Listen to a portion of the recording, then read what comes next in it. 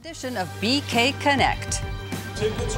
Hey everyone, the band is back together for a new edition of BK Connect. It's Rod Boone of Newsday, Devin Carperity of the BrooklynGame.com, and Chris Sheeran from the S Network, as you all know. And you can also get your questions in here on BK Connect using the hashtag BK Connect. If we didn't use yours tonight, you can get it on maybe the next episode on our Facebook, Instagram, and Twitter.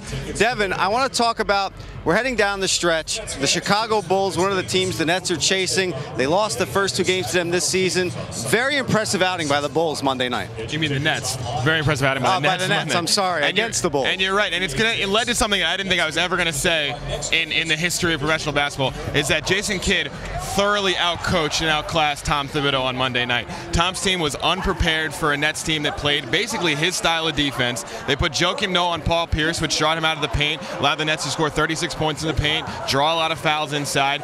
And, you know, Jason Kidd had his team prepared for the Bulls, who always fight and always claw and always give the Nets fits. So to see them play that well against a team that they've struggled with in the last 2 years is a really good sign if they have to see them down the road. All right, so 24 games left in the season, Rod. 7 games remaining are against teams in the Eastern Conference playoff picture right now.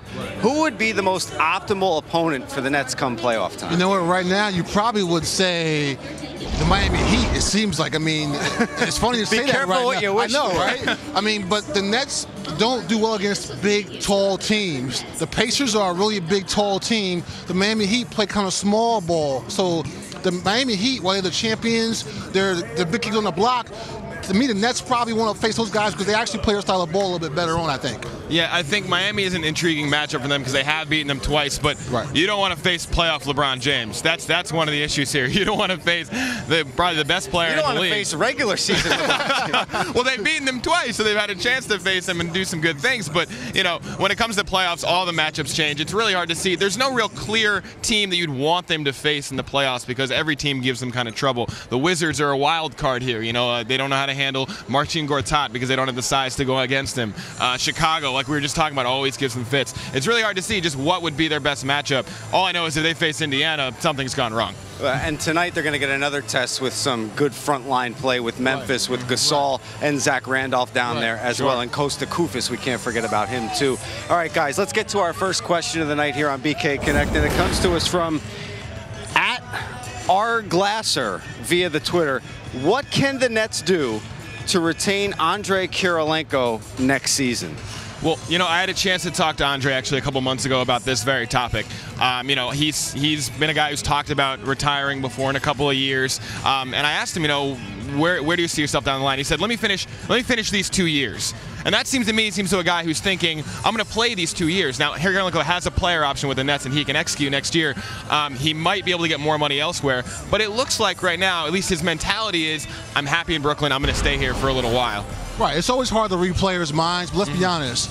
He's been a little bit hurt this year, AK-47. It's his option to come back next year, a player option. So you figure if you're him, you say, you know what, I probably can get the big contract I really want. So if I come back here next year with a good team, in a big market, show him I'm healthy, I can play well, maybe he gets one more big contract. So I think it's hard to read his mind, but if I'm him, I come back next year and give one more go. It's a business, as we talked about before we started taping this. And you know, guys, he just seems happy here in Brooklyn, and I think it's a perfect fit for Kirilenko. He's been one of the most valuable players for this Nets team. I agree. I think the thing with him is, I call him a glue guy. He does things you don't see in the box score, really. They really don't show up. He sets picks.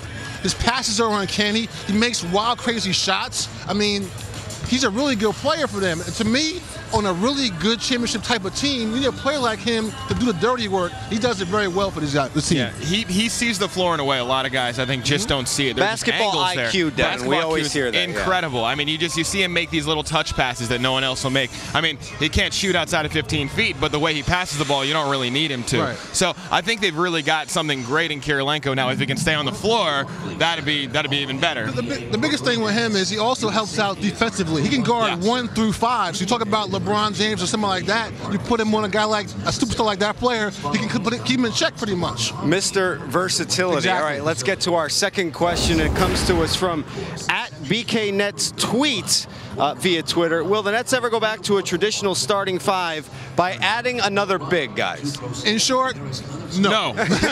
In unison, I like it. Dev, take it first. Well, I think the thing is right now, they don't really have a traditional starting five kind of team. The way they've been playing right now has been so good because they're non-traditional. Teams don't know how to match up against Sean Livingston. They don't know how to match up with Kevin Garnett at center. And if you look at their centers, I mean, they've got Jason Collins as a center, Mason Plumlee as a center, Kevin Garnett is a center, even though he doesn't want to be called a center. Andre Blatch is a point guard in a center's body. The only power forward they really have is Mirza Teletovic, and he's more of an outside kind of player. So if they want to go traditional and sign another guy, it's not going to improve what they already have. They already have something, you know, that's working. I agree. The first thing is the main guy you had inside, a big guy, Brook Lopez, is hurt. He's done for the year. So you change your whole game plan right there. Since Brook Lopez has pretty much been hurt, you put Paul Pierce in that spot.